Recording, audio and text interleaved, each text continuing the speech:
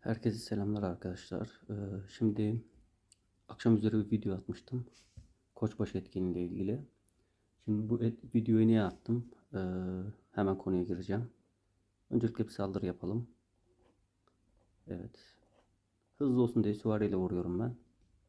Evet. Burada herhangi bir şey görünmüyor. Şu rapora bakalım. Evet. Burada var. Şimdi burada 4 tane bize item verdi. Artı burada bir tane de yöre parçası verdi. Bu yöre parçaları gerçekten çok değerli. Size şöyle göstereyim. Evet, burada mesela bakın kalp verdi bir tane. Hemen şöyle göstereyim size. Bakın kalp burada yöreler kısmında ben bunu kırmızı yaptım. Turuncuda yani maksimum seviyeye çıktığında %150 bir ordu sağlığı bonus veriyor. Bu parçaları kasmak biraz zor. E, Yeni başlayan arkadaşlar özellikle de bunda zorlanacaktır.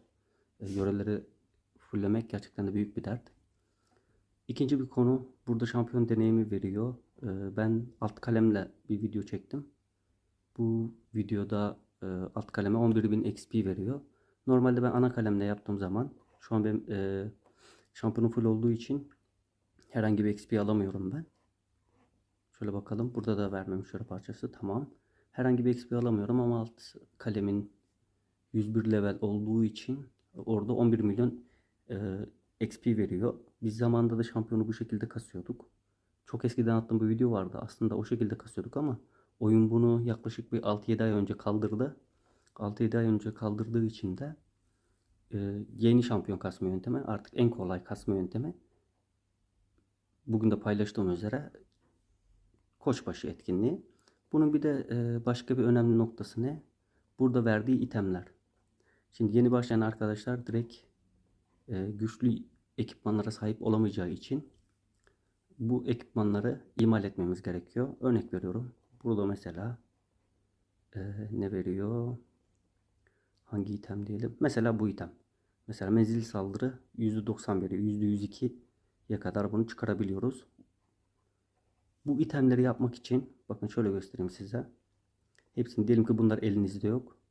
Bakın bunları böyle giderek yani zaten ekipman yapmanın mantığını biliyorsunuzdur.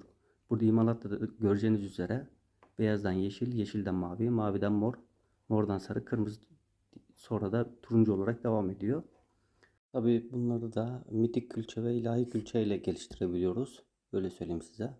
Nasıl anlatayım size? Bunları yani oyuna ilk başladığınız zaman bunları toplamak gerçekten de zor oluyor. Yani ya paket yatırmanız lazım, paket çekmeniz lazım, para yatırmanız lazım. Ya da benim gibi oynamanız gerekiyor. Ben bu yaptığım itemlerin %80'ini, %90'ını para yatırmadan yaptım. Tabii para yatırdığımız itemler de var mı? Evet, illaki var. Bu itemleri toplamanın yolları nedir? İttifak etkinliğidir. Fethiye Adası var mesela, BTG dediğimiz. Hatta burada kaydolalım şu an.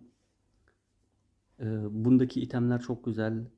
İttifak etkinlikleri, kesinlikle aktif bir ittifakta olmanız lazım. Bu ittifak etkinliklerinden gelen çantalar var. Size şöyle göstereyim. Belki vardır bir tane çantamda. Daha yeni kutu açılımı yapmıştık ama yine de bir bakayım.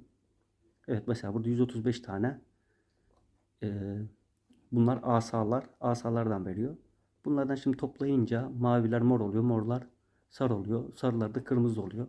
Bu şekilde ufak ufak toplayaraktan bakayım, asalar burada mıydı? Pardon, şuradaydı. Bakın benim kırmızılar, sarılar. Hatta bunların bazılarını şu anda turuncu yapabilirim ama yeni gelen şu göstereyim size, mızrakçıların saldırı sağlık 460 veriyor. Bunlar yeni geldi.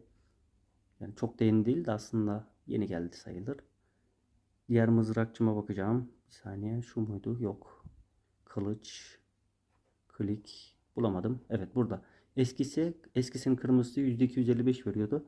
Yeninin sarısı %460 saldırı sağlık veriyor. Yani bu arada gerçekten de %210 gibi bir bonus farkı var. Bu nedenle yeni itemleri artık kullanıyoruz.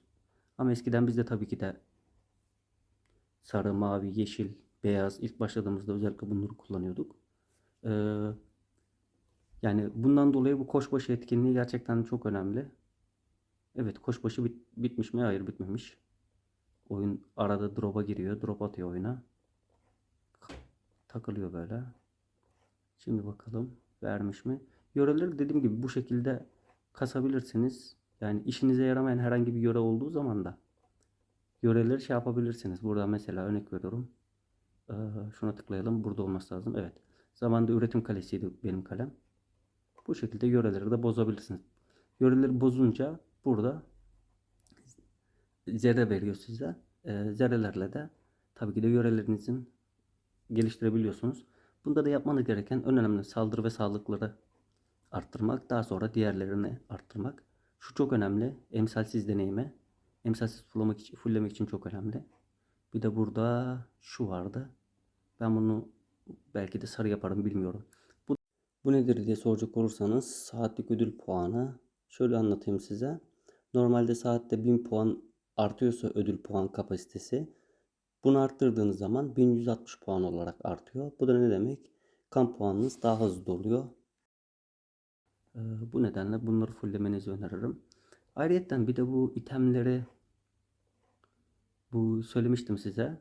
Buradaki bu itemleri toplamadan da bulabilirsiniz. Artı şeyden de bulabilirsiniz.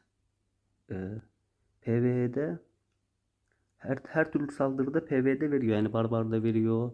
Ne bileyim menajer lojistiği etkinliğinde veriyor. Çoğu şeyde veriyor. Çoğu PvE saldırılarında veriyor. Ama şeyde vermiyor yanlış hatırlamıyorsam. Kamp saldırılarında vermiyor. Çünkü kamp saldırısında zaten kendi itemlerinden veriyor.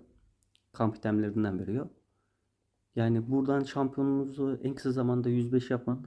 105 yapabilirseniz eğer 105 yaptığınız zaman zaten şuradaki sandıklardan gelen altınlar da bayağı bir altın geliyor.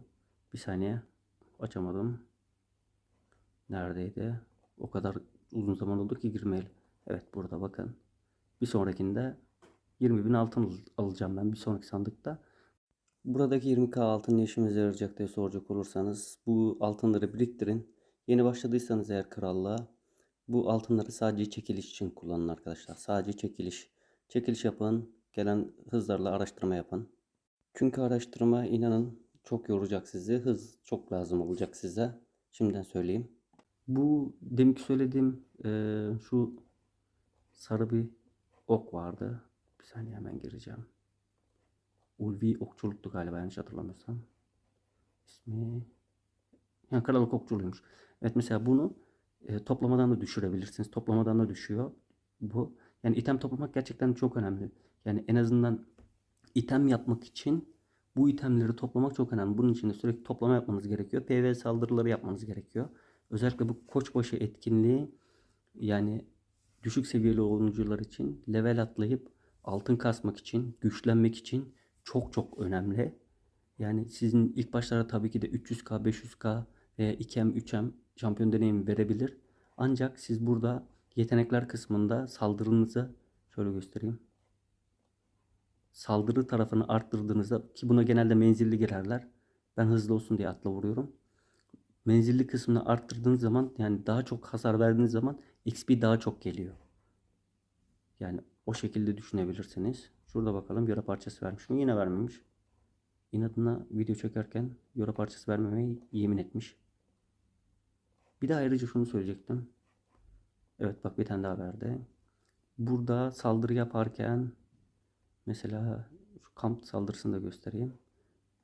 Bu e, ilk zaten geliştirmeniz gereken eğer kamp saldırısı yapıp kendinizi güçlendirmek istiyorsanız yani daha az yaralı vermek için önce güvenlik kanadı 5 seviyeye getirmeniz lazım. Şu kana susamışlığı kesinlikle açmanız gerekiyor. Bu kesinlikle açılması lazım. Yani bu gerçekten de saldırıda, kamp saldırısında çok fazla fark ediyor. Çok güçlü. Yani PvE için vazgeçilmez. Her oyuncu bu şekilde oynuyor bu oyunu. Genelde bu şekilde yapıyorlar. Başka bahsedeceğim bir şey var mı? Ha şeyden bahsedecektim. Umarım şu sandıkları toplamışsınızdır. Bunu da videosunu atmıştım ama hatta beraber açalım onları. Yine sandık dolmaya başlamış. Evet. İnşallah bulacağız. Evet bunlar. Mesela bu turuncu ne verecekmiş? Dün ben çok aktif olamadım. Ondan dolayı fazla toplayamadım. Toplamda 37 tane falan toplamışım.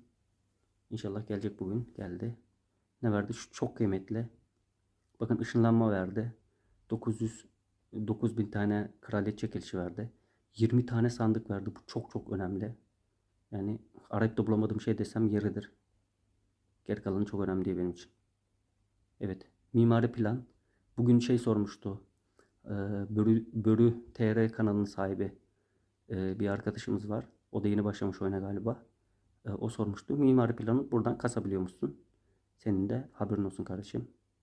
Bakalım bunlar ne verecek? Gerçekten çok önemliymiş. Bilseydim bütün hepsini toplardım. Mor sandık verdiğini görmemiştim. Bakalım. Bunda pek bir şey yok. Yani benim için pek bir şey yok. Önemli değil yani. 2 gündür kamp yapmıyorum. Sandık açılım videosundan beri kamp yapmıyorum desem yeridir. Burada ne verdi? Bunda da pek bir şey vermedi. Evet arkadaşlar, izlediğiniz için çok teşekkür ederim. Görüşmek üzere.